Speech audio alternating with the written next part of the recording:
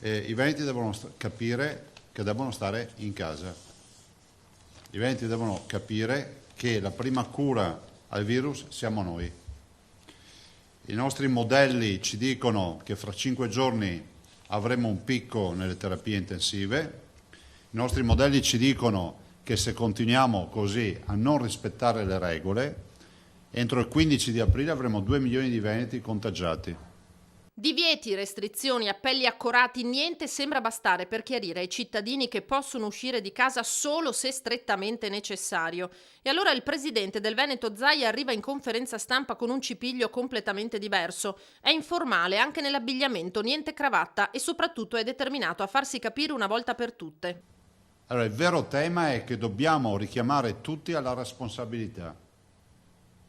Alla responsabilità vuol dire di non andare i fine settimana al mare a fare passeggiate, di non andare nei centri commerciali, di non andare nelle piazze, di non andare in nessun posto che non sia il posto di lavoro o il negozio di alimentari per approvvigionarsi di generi alimentari o a stare a casa.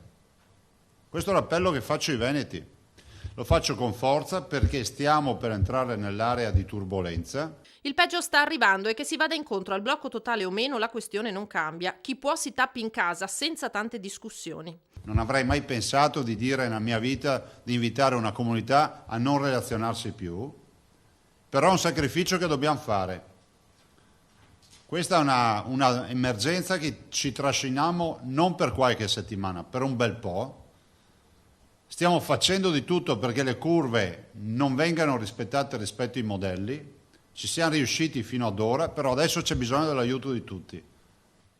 Meno persone frequentate, anche tra i familiari, meglio è.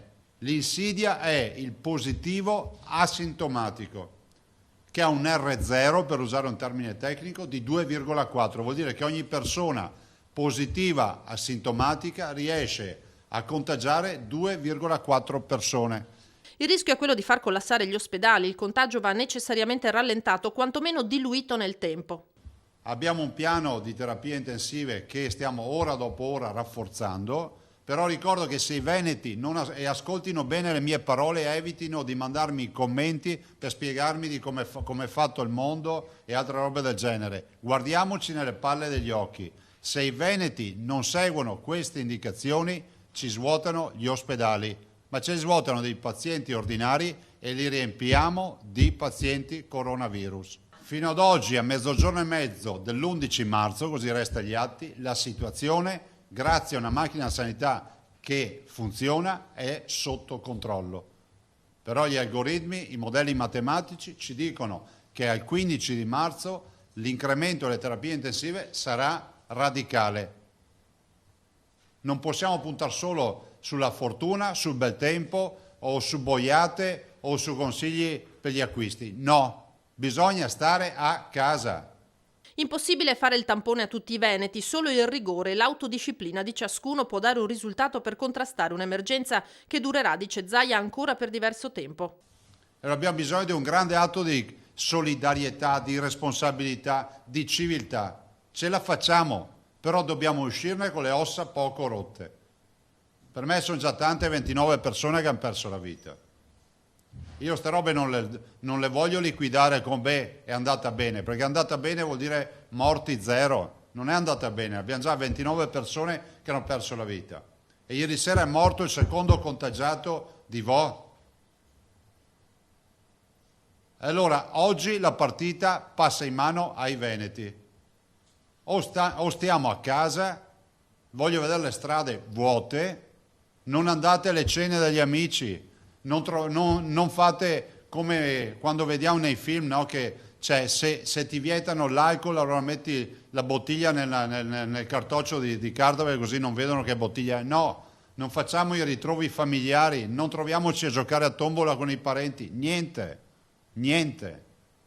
Ogni nucleo familiare deve restare isolato a casa sua. E un invito e un ringraziamento al mondo della comunicazione, diffondete questo messaggio. Qualcuno dice, ma si chiuderà tutto. Se continua così sarà inevitabile che si chiuderà tutto. Finiamola di voler sempre cercare il titolo da metterci. Se continua così, si chiuderà tutto. perché saremmo tutti con il virus. La verità oggi è che questo virus qui da noi fa più danni di qualsiasi peggiore influenza. Non è normale che muoiano 29 persone in 15 giorni, non è normalità.